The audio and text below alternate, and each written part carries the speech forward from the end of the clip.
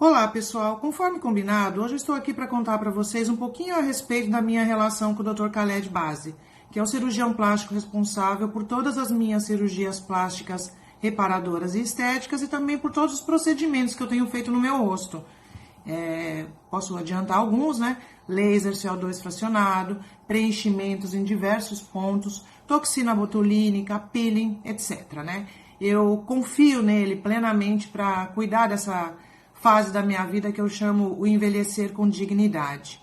Pois bem, eu conheci o Dr. Khaled no dia 3 de setembro de 2015. Era uma tarde chuvosa em Curitiba. Ele, naquela época, atendia na clínica adventista e eu me lembro que eu gostei já do clima da clínica, porque era muito iluminada. Eu tenho um sério problema com lugares escuros. Era muito limpa também, sabe? A gente repara nisso, infelizmente repara em certas coisas. E eu me lembro que chegou aquele rapaz alto, né? Bem jovem, chegou ali na porta, chamou meu nome e eu fui acompanhando o doutor até a sala que ele atendia, que também era uma sala super ampla. Como eu falei já, né? Essa história da iluminação, me dá uma impressão melhor, sabe? Você ter luz, luz, luz em volta. Parece que você está envolvido numa aura mais agradável. Enfim, eu estava super preocupada de me encontrar com ele. Primeiro, porque eu estava com aquela liminar na mão já, né? E segundo, porque eu já estava com o tempo contado. O meu colega de trabalho ia sair em férias, né? E eu estaria substituindo esse meu colega sozinha no cartório onde eu trabalho. Então, eu tinha um prazo curtíssimo para resolver tudo, operar e voltar a trabalhar. Quando o doutor me perguntou por quem ele havia sido indicado, eu falei a doutora Michele, ele falou, olha, eu estou substituindo a doutora Michele em várias cirurgias, né, porque ela ficou grávida de gêmeos, né, e não pode mais operar. E eu tive que contar para ele a história da liminar. Eu me lembro que ele, sabe, sentou um pouquinho assim para trás, né, na cadeira, se recostou na cadeira e falou para mim, olha, Adriana, a liminar, ela pode obrigar pode obrigar o plano a operar, mas não pode obrigar um médico. E eu vi que ele estava assim, meio desconfortável com aquela história, né? E eu consegui entender, porque ele parou e me explicou, né? Você vê, quando o médico explica as coisas às claras para você, fica tudo muito mais fácil. Ele me falou, virou o computador dele para mim e falou, veja só a tabela do plano de saúde, quanto essa tabela me paga. E eu vi que eram valores irrisórios, né? E trata-se, né, da minha vida, trata-se dos meus sonhos, né, dos meus anseios também como ser humano. E aí você fica pensando, puxa vida, é injusto, é injusto. Tudo bem, você paga um plano de saúde, paga caro, e na hora de ter a recíproca você não tem.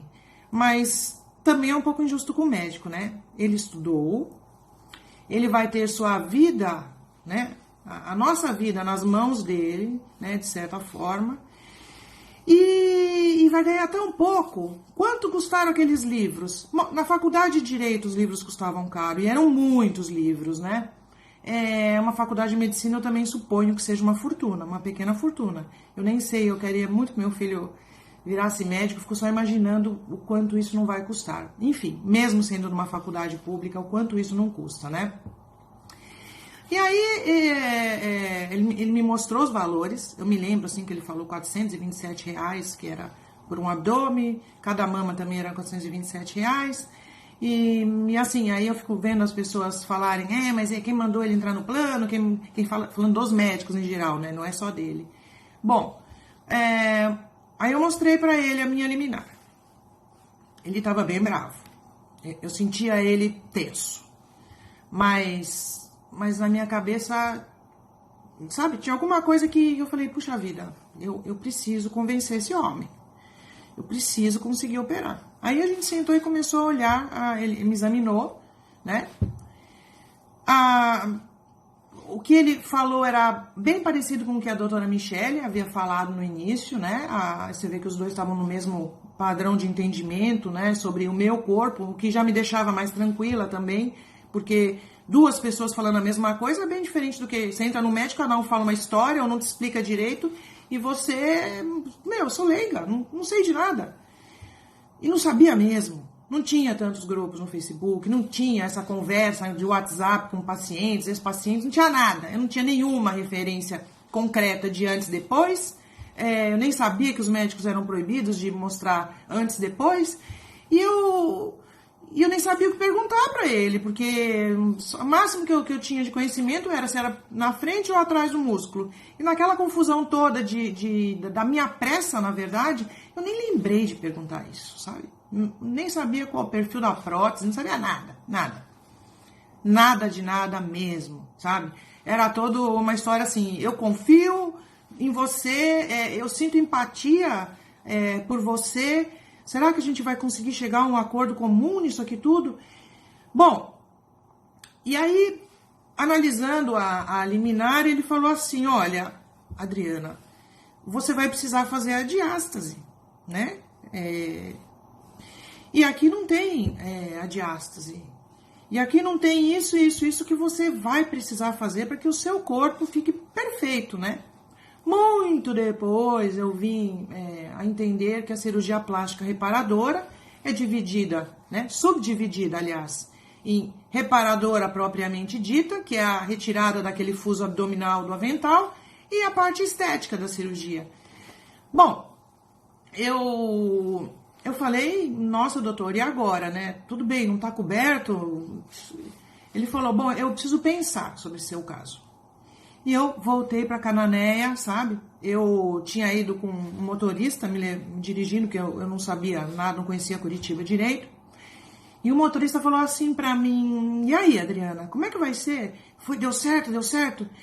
Eu não tinha 100% de certeza, né? Mas eu falei assim, aliás, eu pensei para mim, eu não falei, tô falando para vocês. Eu gostei desse bravinho, eu vou dobrar ele. E aí, lá fui eu, né? Voltei para Cananéia, continuei conversando com ele por e-mail e eu via que ele não estava muito afim, né? Daí o que eu fiz? Eu peguei, agendei outra consulta e quando ele me viu, ele falou assim, você aqui de novo? Você voltou aqui só para uma consulta? Eu falei, voltei, doutor, voltei. Vamos conversar. E nessa conversa, eu falei para ele, olha, doutor, eu sei que o senhor vai receber muito pouco por essa cirurgia, né?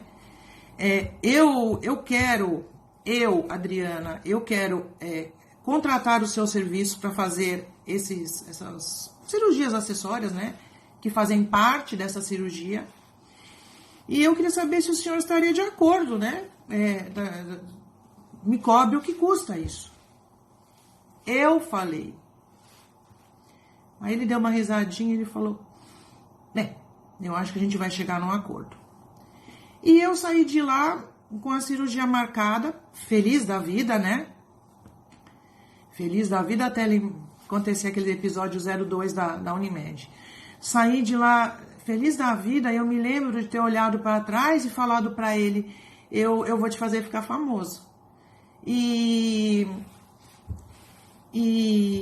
foi aí que surgiram essas histórias dos grupos, né? Que eu vou contar depois.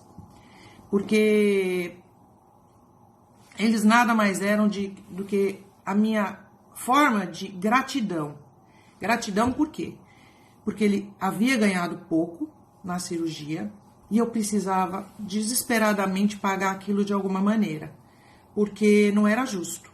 Não era justo na minha concepção, no meu entendimento. Não era justo ele ganhar tão pouco. E eu precisava, de alguma forma, conquistar novos pacientes, mostrando o trabalho dele para agradecer, né? Porque a gente tem que agradecer sempre. E esse foi o jeito que eu encontrei.